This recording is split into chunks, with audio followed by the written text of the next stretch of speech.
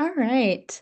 Welcome to the UNM Law and Mental Health series, weekly discussions of practice and science, featuring experts in behavioral health and the law. This series is run by the Division of Forensic Behavioral Sciences of UNM's Department of Psychiatry and Behavioral Sciences, in support with the New Mexico Behavioral Health Services Division. I'm Kaisa Marshall, an assistant professor here at UNM. For our talk today, please ask questions in the Q&A box anytime you feel comfortable, but just know that we will not get to them until the end. We always try to do our best to get to as many of your questions as possible, but please forgive us if we cannot get to yours.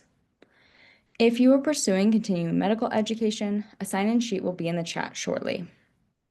If you're pursuing APA continuing education, the link will appear later, around the 50-minute mark.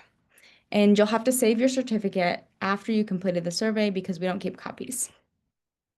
If you missed our most recent talk in the series, Dr. Bruce Borkowski's discussion of test security and test data is now available on our YouTube channel. The link for that channel will be posted in the chat box. The recording for this week's talk should also be available on our YouTube page later this week, and the PowerPoint slides will be accessible for people registered for the series later this week as well. As a heads up for next week's talk in the series, we have Dr. Natalie Anumba and Dr. Laura Guzman Hosta discussing mentoring and supporting underrepresented professionals. But let's get back to this week. I'd like to introduce you to today's speaker, who will be discussing gambling disorder in legal settings, risk, assessment, and treatment. This is Dr. Melissa Slavin.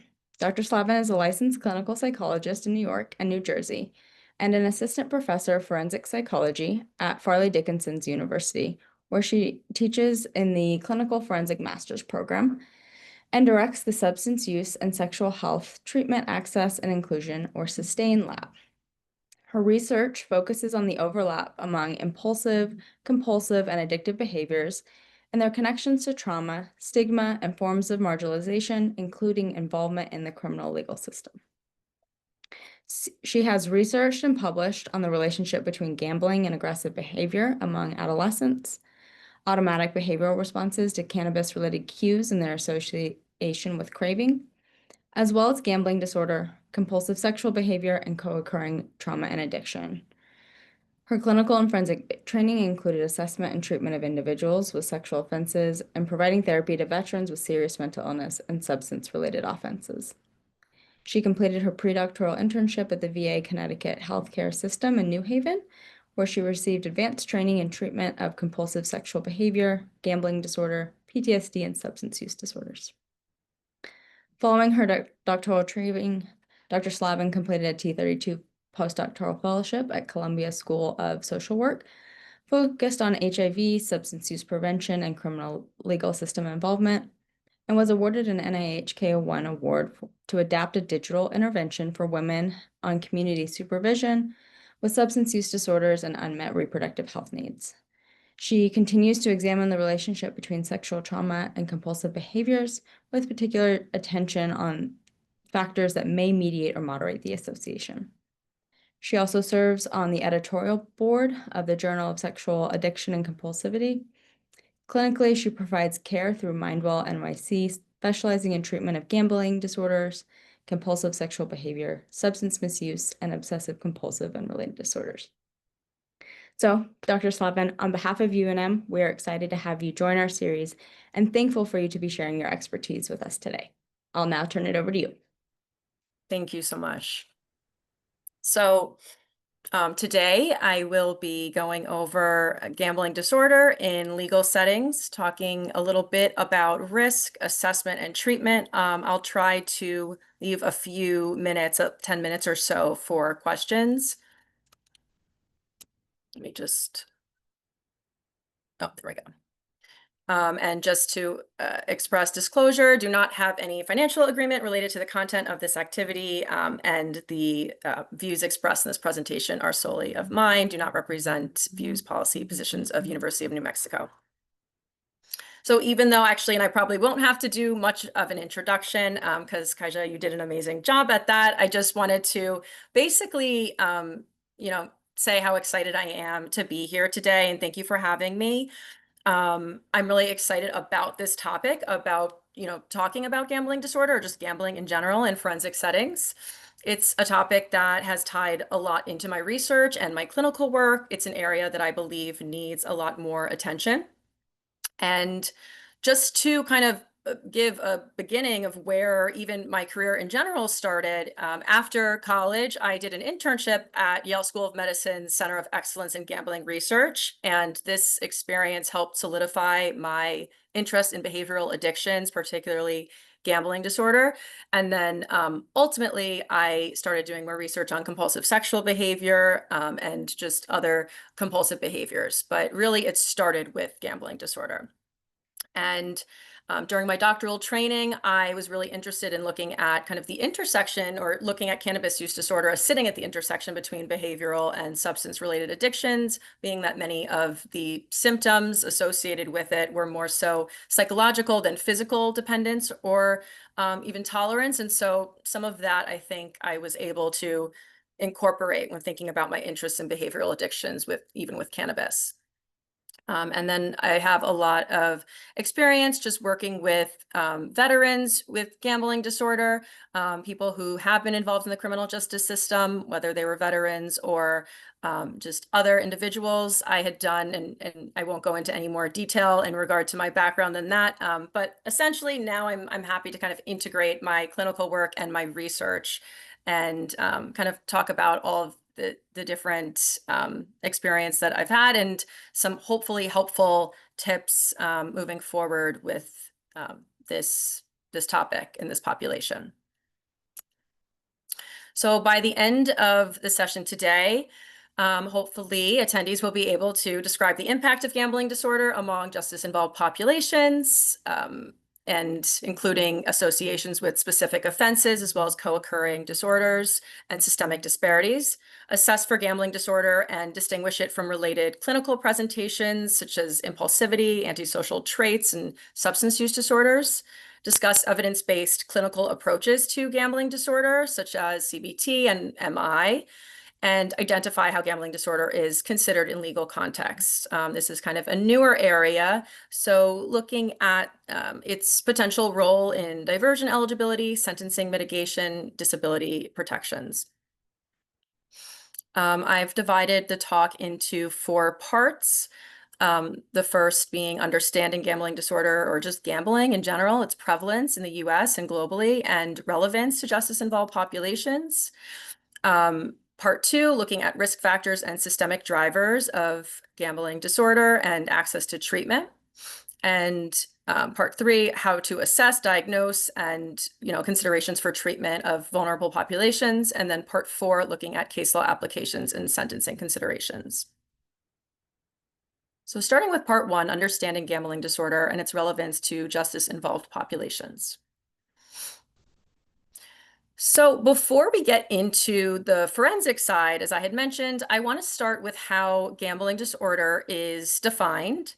It is, interestingly, the only behavioral addiction in the DSM-5 substance-related and addictive disorders section. Previously, it had been classified as an impulse control disorder in the DSM-4, but this reclassification reflects growing evidence that gambling involves very similar brain patterns and behavioral patterns as substance use disorders.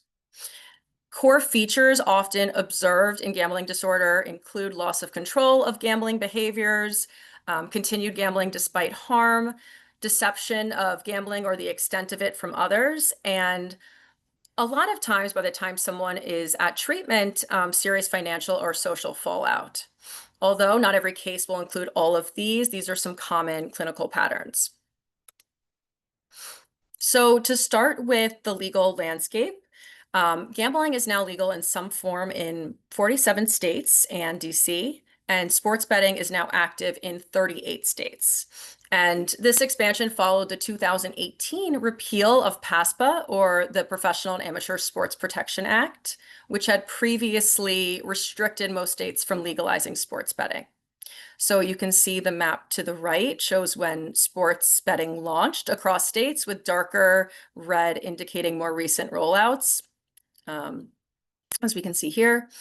And so the dotted lines indicate where betting is limited to tribal lands, like in New Mexico, where it's not legalized statewide, but allowed through tribal operations.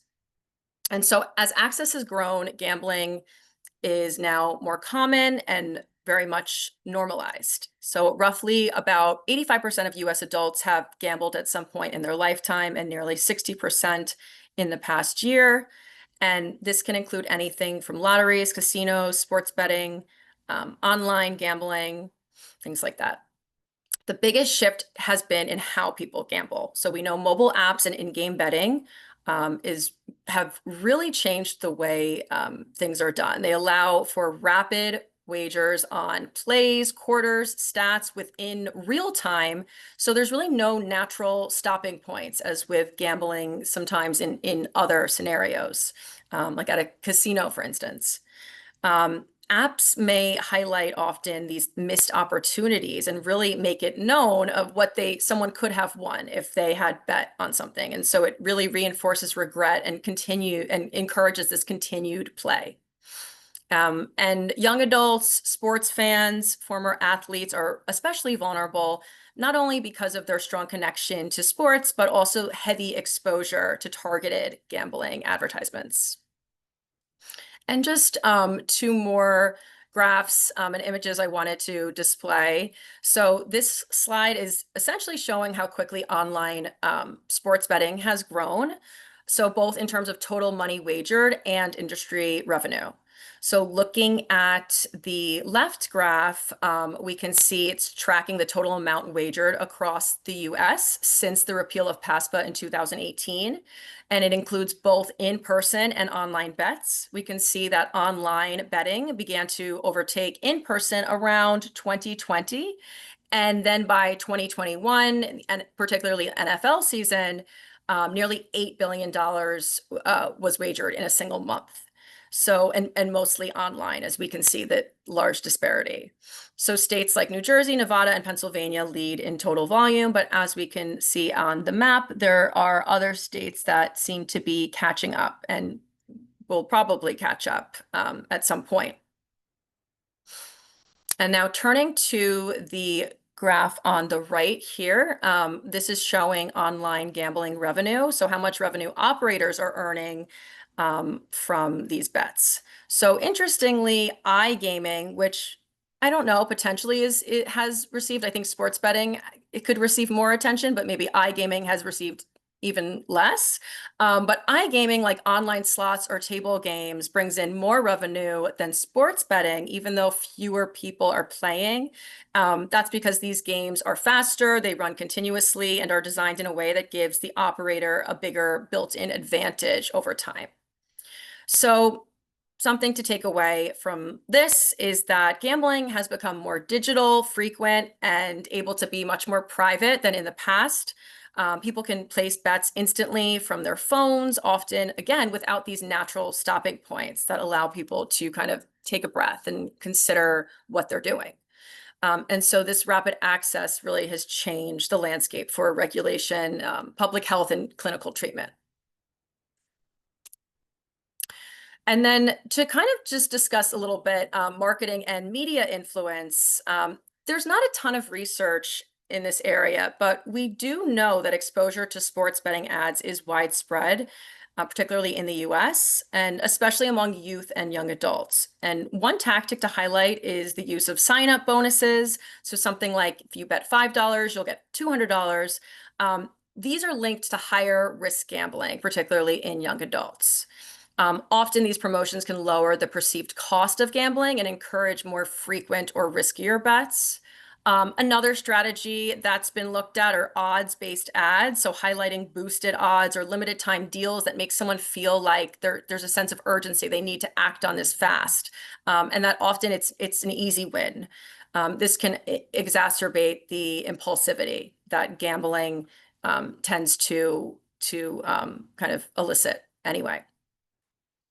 And then in the US, influencer marketing plays a major role in these advertisements. So on platforms like TikTok, Instagram, and YouTube, influencers often promote sportsbooks apps, celebrating their wins and kind of really talking about the glamour associated with gambling.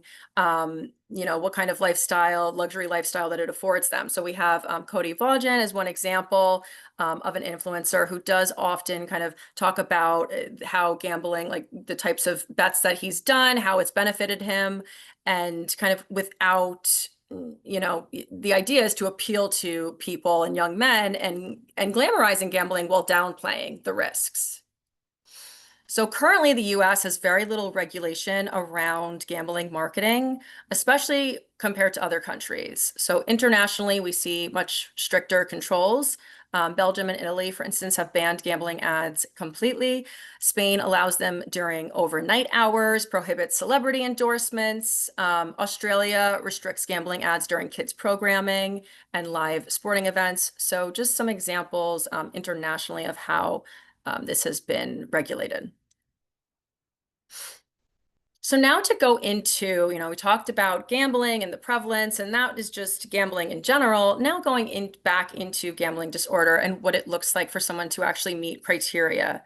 So this is the DSM-5 criteria, where in order to receive a diagnosis, someone must receive at least 4 or more of these 9 criteria within a 12-month period. And these criteria reflect common patterns that we see clinically.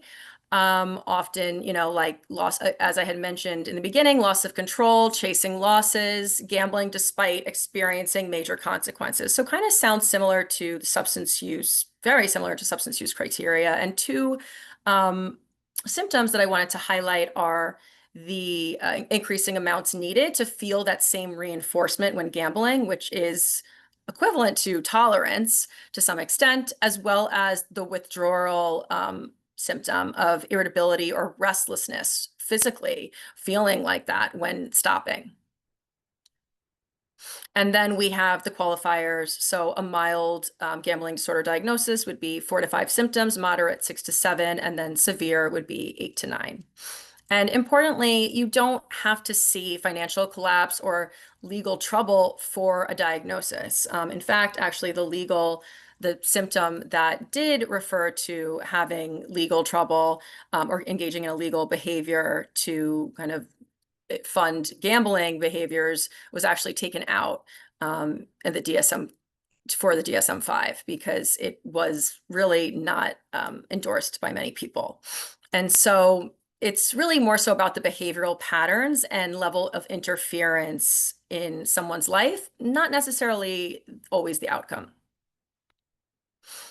And then to break it down a little bit further, I have this table here, which basically outlines 3 different terminology associated with gambling. We have at risk or risky gambling, and many times these terms are used interchangeably. There are sometimes, and there are, small nuanced differences, but the terminology has changed over time. So we have at risk and risky gambling, which you can see includes about, in the most recent estimate, 11% of US adults, marked by patterns like, as I had mentioned, some of like the clinical patterns in gambling disorder, like chasing losses or hiding gambling, but they're not meeting diagnostic criteria. So this could be showing, the person could be showing early signs of distress, and brief interventions may be effective, more so probably prevention messages at this point, as opposed to what people are typically receiving at this point when they're getting kind of more targeted ads when they are more vulnerable. Next, we have problem gambling or moderate subclinical gambling, roughly, and the last estimate, or an estimate that is generally used for the US is about 2.3%. As you can see, it's really kind of outdated some of the US studies that look at national estimates of problem gambling and gambling disorder, which, as we know, there's been a huge change in the legal landscape with sports betting and online betting. So obviously need an update here. Globally, about 2.43% for problem gambling and 1.29% for gambling disorder. And really, we'll go over in more detail, some of the screening and impacts and things of this nature. But I think just in terms of the intervention, it's important to consider for moderate or subclinical individuals might benefit from a brief or a structured intervention. Obviously, I think with anything, you don't want to provide more than needed in terms of it being contraindicated or something that someone is not responding well to and feeling like it doesn't fit where they're at. But structured intervention at that point, especially if someone is willing, could be helpful. And then with gambling disorders, more so often people are coming, either they're being really pressured by others, or at that point experiencing severe consequences where it's more CBT and MI, or CBT can be more effective. MI can really be effective at many of these different stages. Okay. So to compare gambling disorder with substance use disorders, we have gambling disorder, you must meet at least 4 of 9 criteria, where substance use disorder is 2 of 11. And so it's a much lower threshold, in which case people are being much more likely to be diagnosed and treated versus gambling. Looking at, we talked about these shared clinical features with impaired control, the behavioral features, as well as just like brain neurobiological overlap associated with reduced prefrontal cortex linked to impulsivity, and heightened cue reactivity linked to compulsivity. However, as we can see, the gambling disorder is under-recognized and under-treated. Even in forensic contexts, if there is a crime or an offense that relates directly to gambling, it's still not often the case where gambling is taken as seriously, as opposed to substance use, where in the criminal justice system, oftentimes it's assumed that someone has a substance use disorder or issue, which may not be the case. Okay, so to start with comorbidity, gambling disorder rarely occurs on its own. It is more likely to coexist with other disorders and symptoms such as PTSD, depression, anxiety, ADHD, substance use, trauma. There's a bidirectional relationship, and often, about 50% of the time, generally, that the trauma can precede the gambling. But also it's been found just as likely that the gambling can precede PTSD. So it's very much, something to consider, in that, trauma can fuel impulsive and risky behavior. But a lot of these experiences that people can have through gambling can also increase, symptoms related to trauma.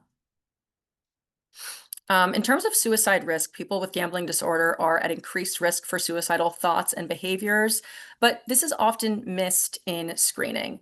So when people do endorse hopelessness and feeling trapped and even financial issues, many times gambling is still not assessed. And looking at its impact on relationships, gambling often leads, as we know, one of the core features to secrecy, emotional distance, and conflict at home can contribute at its worst to intimate partner violence, family breakdown, child custody concerns. At the broader impact, there's been studies to suggest that gambling problems don't just affect the person struggling or even the person that they are immediately involved with in the home. Research shows that individuals with gambling disorder actually negatively can impact an average to 6 to 7 people around them. So this slide is going to focus on vulnerable populations to gambling disorder, starting with justice-involved individuals. Different studies have found anywhere from 5 to 70% of incarcerated individuals meeting criteria for gambling disorder, depending on sample and screening method used and different terminology. Still, it's often missed unless it's directly tied to crimes like fraud or theft. And then even then, it can be misread, the gambling can be misread as just impulsivity or antisocial behavior, which can block access to the appropriate treatment. Also, military and veterans, we know service members have 2 to 4 times higher rates of gambling disorder compared to civilians, and gambling debt can threaten things like security clearance or deployment. And it's not routinely screened for in most military or VA systems. Former athletes are another vulnerable group, especially when it comes to sports betting, due to the fact that there's often overconfidence in predicting odds, feeling like they may have an advantage, which can lead to more chasing losses and risky betting patterns. And then young adults in general, as I had mentioned, are widely exposed to mobile gambling and often lack financial literacy, which we'll talk more about, or awareness to even understand that they are experiencing an issue just because it is so normalized. So many don't realize that it is becoming a problem and might not know where to get help. So continuing with patterns of vulnerability, I wanted to just look at how, different patterns related to gender. So men tend to prefer what's referred to as skill-based forms of gambling, like sports betting and poker. So these activities at least create an illusion of control. And this can lead to even riskier betting, chasing losses, escalating the risk-taking, and feeling like I can control the outcome. There's something that can be done to correct for, the bet that I had just placed that did not result in a win. In forensic settings, men with gambling disorder may also show traits like impulsivity and probably more likely than not, competitiveness or antisocial features. And so it can mask the underlying disorder and make it harder to recognize, especially when gambling is tied to criminal charges. And men are also more likely to be involved in gambling-related offenses like fraud, embezzlement, or running illegal betting operations, which can bring them into the legal system, but not always into treatment. Sometimes it could even perpetuate gambling-related behaviors within the legal system. And at the same time, men often face specific barriers to seeking help related to this. So many may minimize their gambling or just present it or even conceptualize it as a hobby, and feel shame about losing control or losing money, which delays disclosure and intervention. And so while men and women both experience gambling disorder, the patterns and drivers can look very different in women. And so justice-involved women in particular show disproportionately high rates of gambling disorder than women in the general public, and often shaped by complex life histories like trauma, poverty, and power imbalanced relationships. So for some, gambling begins before incarceration as a coping tool, and for others, it may develop during or after incarceration. And in many cases, can function as emotional escape from stress, grief, or just life instability. Women in general are more likely to gravitate toward continuous solitary forms of gambling, like slots or online games, which reinforce quickly and create a kind of emotional numbing, which is the function to a certain extent. But these patterns often lead to what's called a telescoping effect, where women often move from initial to disordered gambling much more rapidly than men. However, gambling problems in women are frequently also missed or mislabeled. So disclosure is often delayed due to specific fears among women versus men, such as losing custody or being dismissed as impulsive or antisocial. And the types of gambling-related offenses that women engage in are often tied to survival, like theft or sex work, rather than profit or thrill-seeking. So we'll briefly touch on the presentation of individuals with gambling disorder, but we will go more into this when we think about assessment and diagnose, we've talked about this through diagnosis. So looking at affective symptoms, by the time gambling disorder is recognized, people are often in emotional distress. It's usually after they've experienced a major loss or someone has really pushed them to go to treatment. Maybe there's been an ultimatum or something where there's been a major shift in their life. And so it's often associated with a lot of these, symptoms and other disorders, depression, anxiety, things like that. Behaviorally, you may notice secretive behavior, repeated borrowing, or desperate efforts to win back money. to the point where it feels impulsive and it may not be in line with their normal ways of spending money or thinking about money and normal like logic-based approach. Cognitively, there are often cognitive distortions, and we'll talk about some during when we go into the CBT. And they're referred to as gambling-related myths specifically. And, the social and legal consequences and co-occurring disorders I've discussed. But again, I'll talk more about these. So going now into risk factors and systemic drivers. So one of the most well-established individual risk factors for gambling disorder is impulsivity.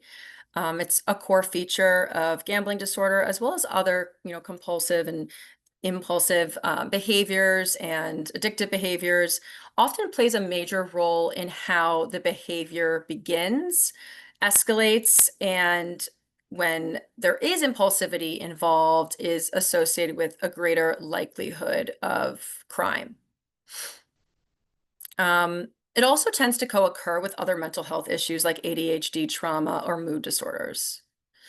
A few types of impulsivity come up particularly with gambling disorder patients. We have motor impulsivity, which is acting without thinking and might look like impulsive betting or theft. Non-planning impulsivity looks like making desperate financial decisions with no foresight. And again, this could look very different from what a person typically looks like cognitively or behaviorally. And then cognitive impulsivity, which is more so difficulty delaying gratification, having kind of that just one more bet mindset, not being able to hold off. So understanding these distinctions can be helpful.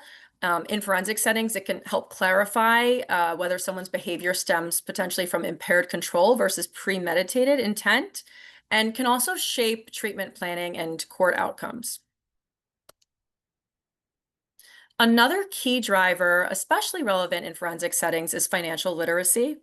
People with low financial literacy are more likely to take high-risk bets, misjudge odds, and accumulate debt.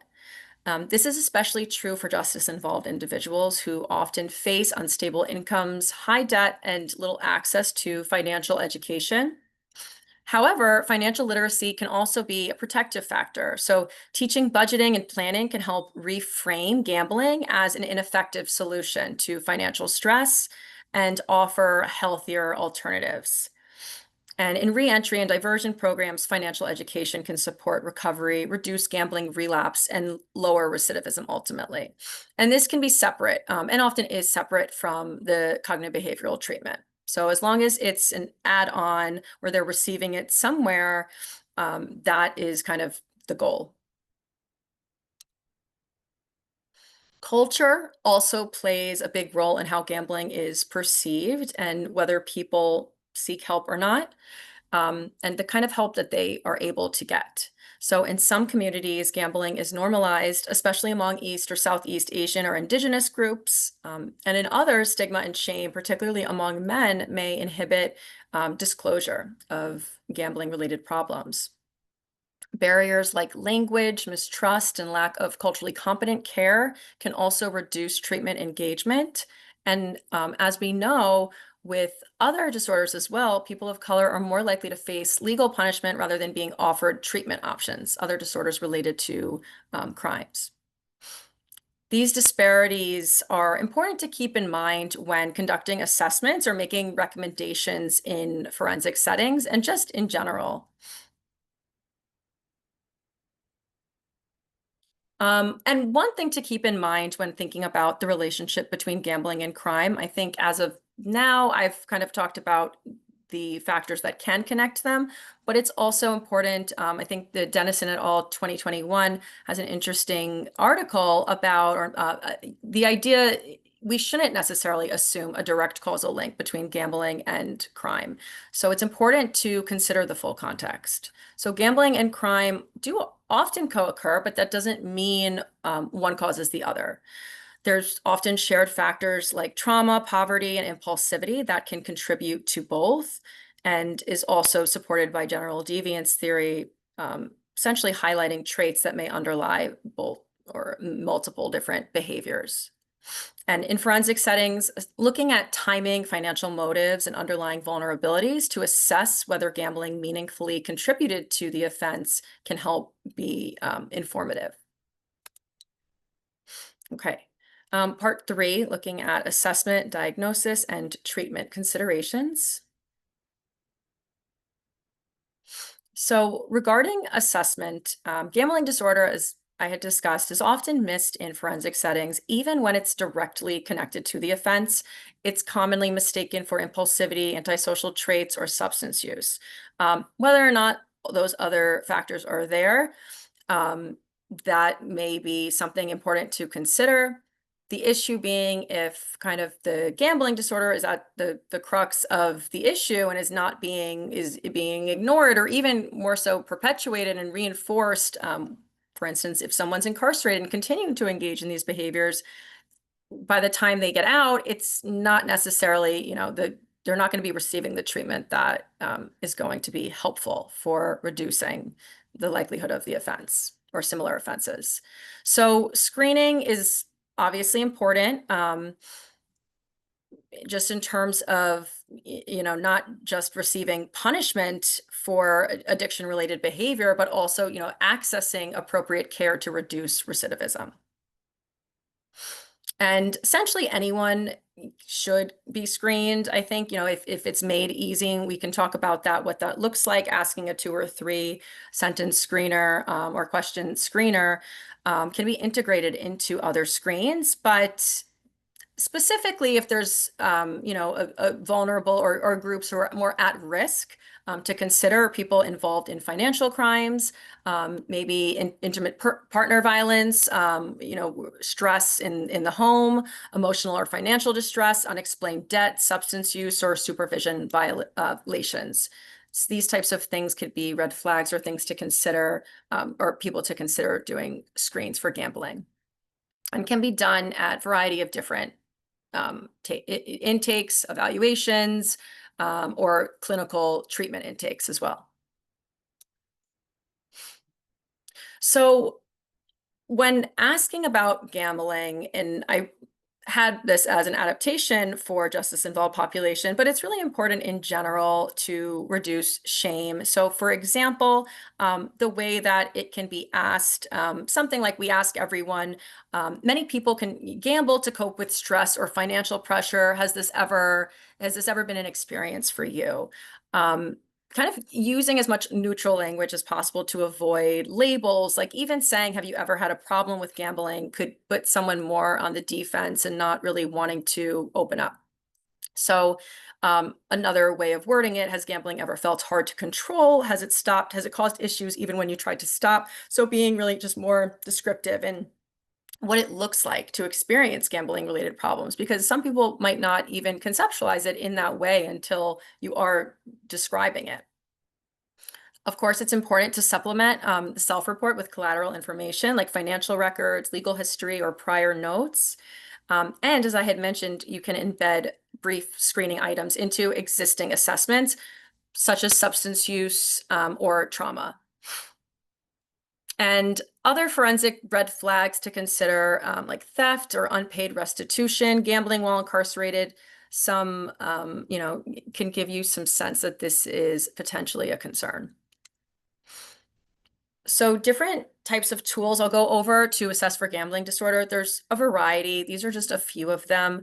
I have some brief screen examples that can essentially flag possible gambling concerns, but aren't going to be able to, of course, make a diagnosis, but at least are something to consider. So we have the NODS clip.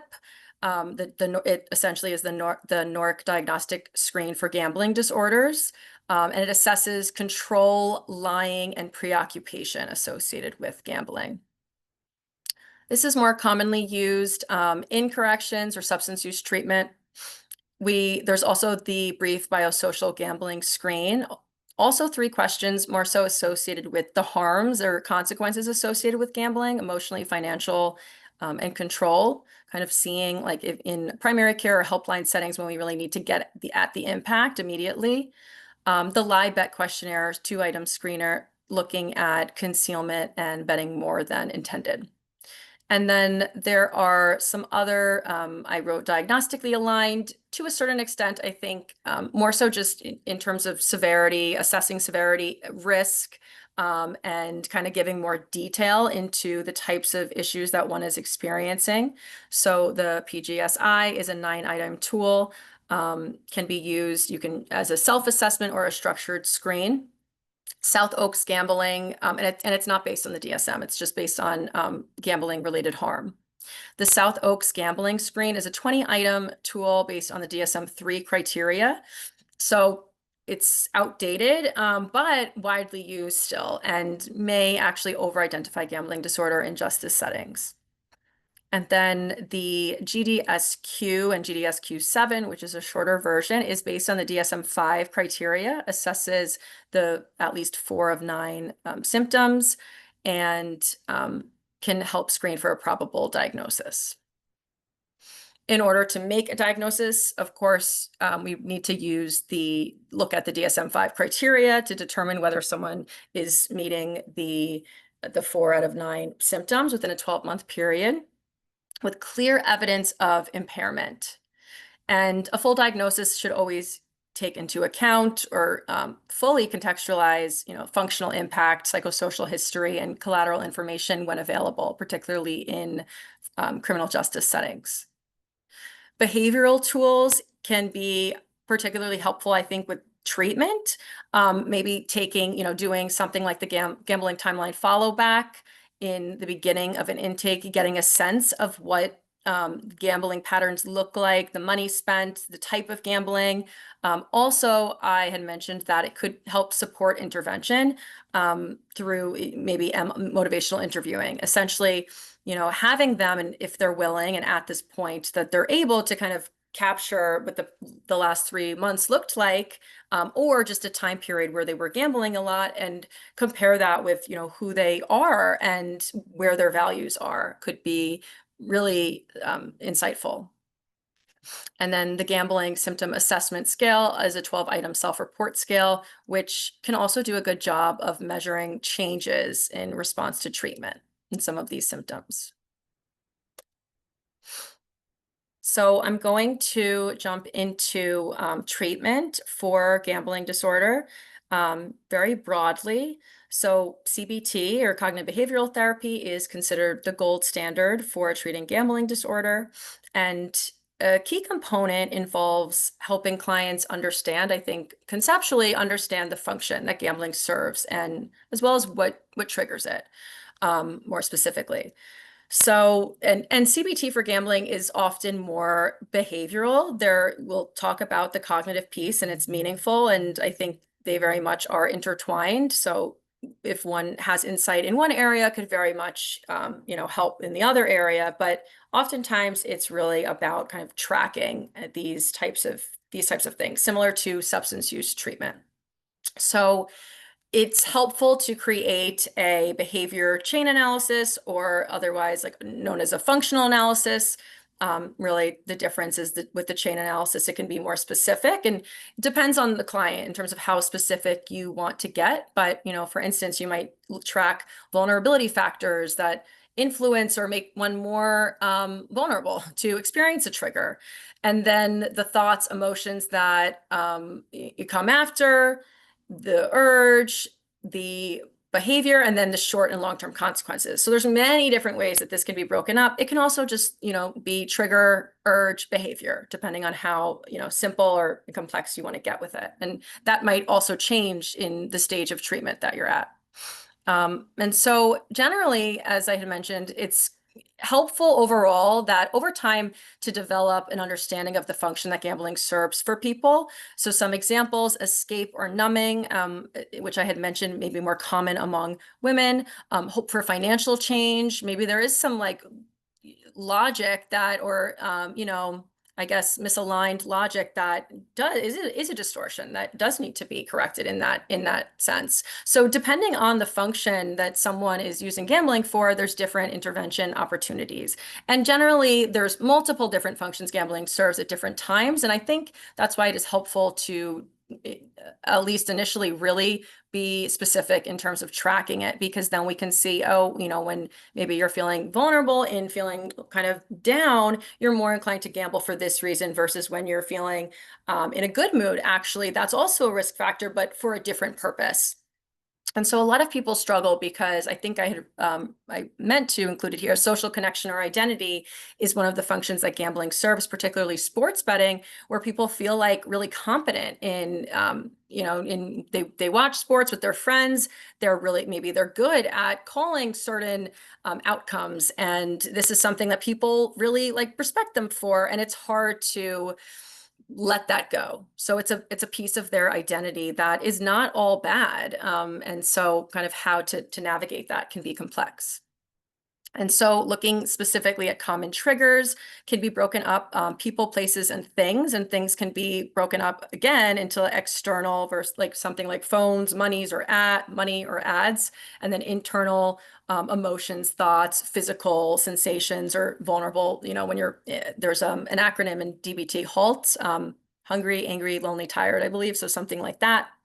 And then clients can track it on their phone or worksheet, whatever works best for them. Often you could use the subjective unit of distress for urges, the scale of 0 to 10. The idea there just being for the client to see some nuance in the urge that they're experiencing, that it's not all a 10 out of 10. And even if it is, that they can look back and feel like they were able to handle it. A guiding principle I like to tell clients, or kind of the sentiment to keep in mind, is avoid if you can. The triggers, if you know them and they're easy enough to avoid, great. At least initially, that could be the easier path of least resistance, and then cope if you must. So it's great to plan ahead for both. The seemingly irrelevant decisions are the ones that might put you in contact with triggers when you don't even realize, and then urge management, which we'll talk about. And so different strategies for managing urges. The sentiment here are that urges are temporary and clients can learn to ride them out. Obviously, we want to avoid it, at least initially, with creating barriers as much as we can when someone's, more new in abstinence. So if they can self-exclude from the gambling apps, they block access to different websites, limit cache, things like that, have an accountability person who is involved that they trust in terms of looking at finances and things of that nature. And then there's just some other strategies that are used in substance use treatment, as well as just in general. If you are familiar with DBT, I think some of the distress tolerance techniques can be helpful in allowing someone to understand they can tolerate the discomfort of an urge, and sometimes just distraction. And this also can go back to, or another technique, but related, is replacing gambling behaviors. So if we understand the function, we have to figure out a way for the person to live a meaningful life with the values that they have and that they've maybe identified in treatment, which can be also more like an acceptance commitment treatment integration, understanding values, and then what kinds of behaviors do you want to kind of plug into your life based on your values. And so obviously it's not going to be as exciting or maybe feel as an immediate reward as gambling, but the idea is for someone to understand conceptually that this is, as a person, how they see themselves, and these behaviors are more in line with who they want to be, and can help them meet a similar need. And then behavioral activation, if you're familiar with that, it's helpful to use a weekly planner and, as a way to really have as many activities as possible planned in advance, so that it's not kind of left up to the person's discretion, that we're really planning ahead of time for these urges. For cognitive distortions, so I think a phrase that is really popular, people particularly in addictions treatment, is catch it, check it, change it. And this is just the idea of being able to replace, thoughts that can be distortions, or sometimes people don't like to use the word distortions, but thoughts that are not helpful. Because sometimes it's true, sometimes it's not a distortion. It could be true to a certain extent, but it's not helpful. And so how can we replace it with an alternative thought that is more helpful and in line with how you want to live? And so an example might be, you catch the I just need to win back what I lost. There's that thought. And then you check it. What happened the last time I acted on this thought? And then replace it with more accurate, helpful thinking. So you might say, I've lost more than I've won when I've tried to do that, and really think out all of the consequences. And problem solving and relapse prevention. This is, I think, really key with addictions treatment in general, this idea that the setbacks are part of the process. So it's really, and people in addictions treatment often say, I feel like you might be getting sick of me saying the same thing, like I'm going back to the same thing and it feels like very repetitive. And that's all part of the process. I think it's really, if you can have an open mind for troubleshooting with the client and ensuring that, that you reduce the shame associated with it and understand that, that it is sometimes like sometimes you have a behavior that you want to replace gambling with, and it really isn't something you enjoy, or it actually backfires and it's not ideal. So it's really about just understanding some of the things that work and don't work, and then making changes based on that.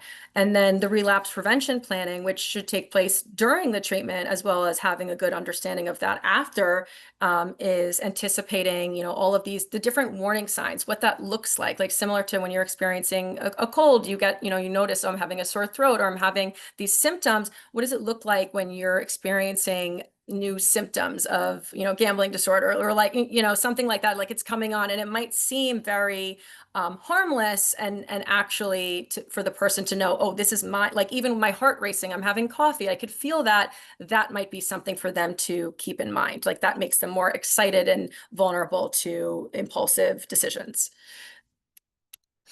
And then just a few other things in regard to motivational interviewing. I think really relevant for forensic context, because it's a client-centered approach, especially helpful with court-mandated or ambivalent clients who might not even recognize gambling as a problem yet. So there's the ORS skills, where it's the open questions, like, what do you enjoy about gambling? Instead of like, do you have a gambling problem?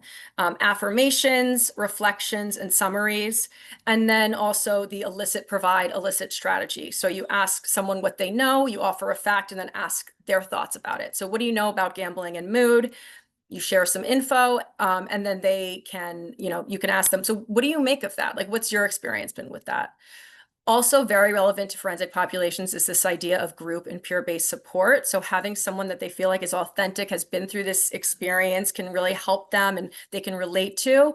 I always recommend, I think, Gamblers Anonymous, and I give, a lot of like the caveat that it's not everyone's cup of tea, and that there's different frameworks, and if the person can be flexible and kind of just try it out and understand that they don't have to necessarily see things in that exact way. I think sometimes people get caught up and feel like shame if they relapse or talk about something. And so GA has a very specific way of approaching it, which is fine and very effective for many people. So it depends on the client. I think sometimes that approach is great, and actually that's the number one thing that's helpful. And sometimes it's helpful as an additive just to have, as long as they can be flexible in the way that they, see it.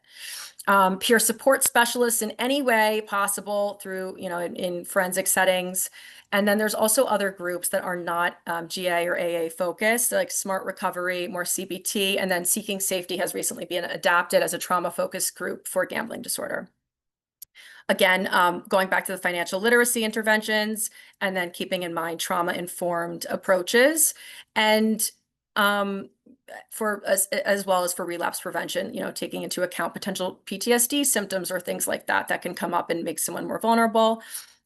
Abstinence is sort of ideal, at least initially. The moderation can be, if someone is really pushing that, acceptable, if it's something that could be appropriate in their social circle, that someone is, people are not going to react and really get upset if they gamble. If it's something that they see themselves doing eventually, it can still work, that there are ways to make it work for people who want to do it in moderation, but generally, at least to kind of have 2 or 3 months abstinence under their belt, and it would be ideal if they're really struggling severely for that outcome.